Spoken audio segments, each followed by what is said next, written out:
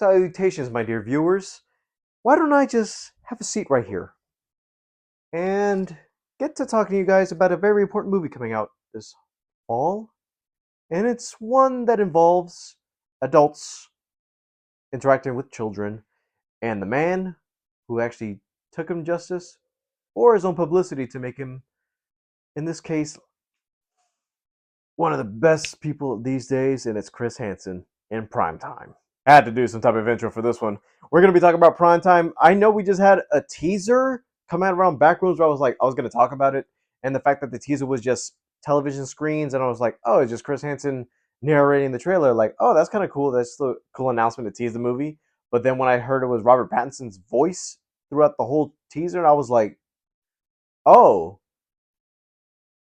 so he's actually going to be doing the voice. That's going to be interesting. Not only is it cool that we're getting a Chris Hansen movie, but the fact that Robert Pattinson is one of those actors where I'm like, yeah, he's going to be Edward Cullen forever to me, since that's how I was introduced to him. Yeah, he could be in other stuff, but I'm like, that's the only thing I'm actually going to be remembering him by.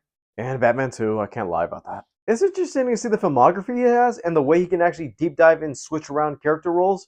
In this year, he was in the drama, he was in the Odyssey, he's about to be in this and in Dune, where I'm like, yeah, all different roles, and I can barely tell it's him most of the time. He's still Batman, and we probably won't see him till 2028, when possibly be the last time we'll see him. But for Primetime, that's kind of interesting to see he's taking this role, and seeing as though, I can't lie, Chris Hansen was one of those things where I was like, that is one of those sensitive topics. I feel like me watching the show at the time when it was out, I wouldn't say I watched the show. I'd watch the clips on YouTube, and kind of like Boondocks was one of those things that introduced me to that whole thing, exactly where it was like, oh, so you're looking for some booty. Watching those clips and watching the show on early YouTube, that was one of those things where I was like, oh, I had to actually like hide the screen where I was like, I can't be having my parents know I'm watching this. And it was fun to see the stuff that would happen, and also kind of a way to say that, yeah, the world is dangerous, especially learning it from like this. Because I feel like early YouTube was a way to actually learn about the world, but also that's a thing where I'm like, okay, nowadays people are exposed to the internet, social media. Everybody knows everything nowadays, but back then it was one of those, yeah, we're gonna be like low key with it, but also actually not just exploit it, but also keep it so it's entertainment for the most part instead of actually doing a service. Nowadays, everybody gets monetized for actually doing stuff like this and vigilante acts where I'm like, good on you, but also, it's kind of weird how these guys actually get like justice for it, but also the fact that the law and stuff like that don't really do anything about these things. Where I'm like, even on To Catch a Predator, people were like, "Oh, it got canceled because there was no ideas." No, no, no, no, no, no. A lot of stuff happened in between that show, and the reason why it got canceled was because, yeah, a lot of people actually started getting affiliated with it. Some of it was law enforcement, actual adults doing reasonable things with jobs like doctors.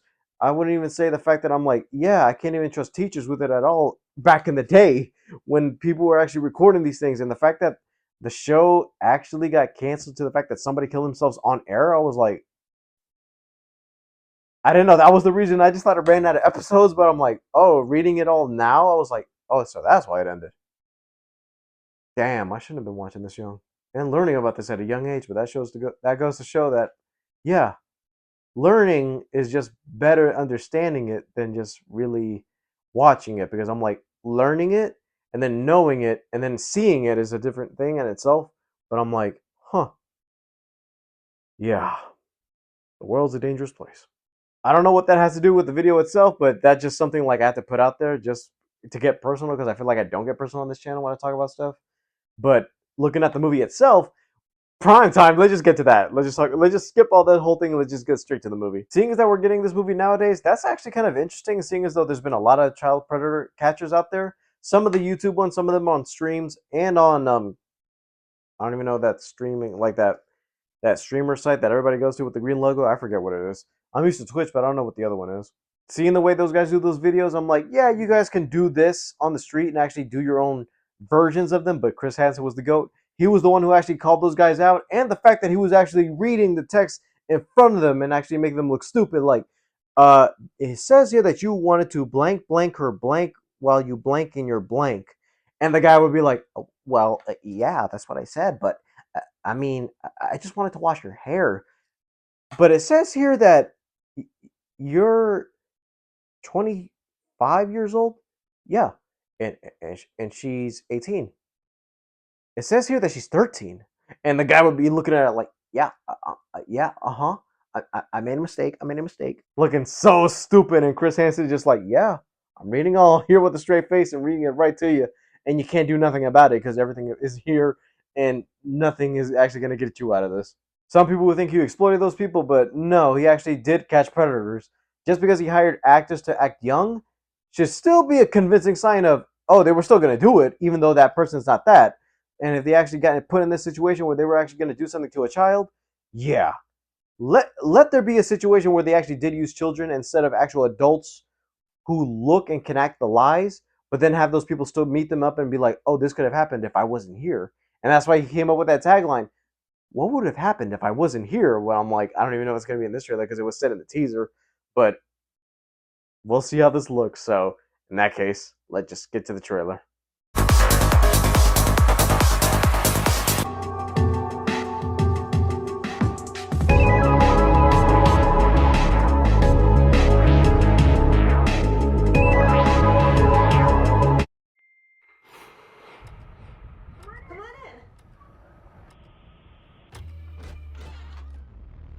Flash? Are you sure your parents aren't home? I'm sure. Ignite plan. Oh. Who are you? You should have a seat right there. You actually got the cookies and the I'm Chris punch. Hansen with Dateline NBC, and we're doing a story on adults who try to meet teens online. You see how this looks, right? I don't really like your show, but America loves it. So I need to move you to Catch a Predator, 9 p.m. Primetime. It'll be bigger than Lost. My name is Dan Plum. All right. Do you know what you're auditioning? He's actually going ridiculous with it. Like, he's mad with power. Is there time for a rehearsal? We're gonna shoot the rehearsal. Come in. They're gonna love this. Predator has never earned the recognition it deserves. Want something that matters. No more bottom feeders. I want a whale. Yeah, this movie's starting to look trippy with the visuals with this whole You thing. know? Creed? Maybe what I do is a little worse. Weird that he's in this and then Smiling Friends. This could be our greatest segment yet. We're going to him. We don't do that. They come to us. I don't understand what I'm doing here. What you're doing is more than acting. You're cleansing the world of an ancient evil. Let's catch us a predator. Who gave you permission to do this? You have no plan. I have to put him on television. You're gonna be so proud of me. I don't want to be a bad person. Your definition of bad and my definition of bad are vastly different.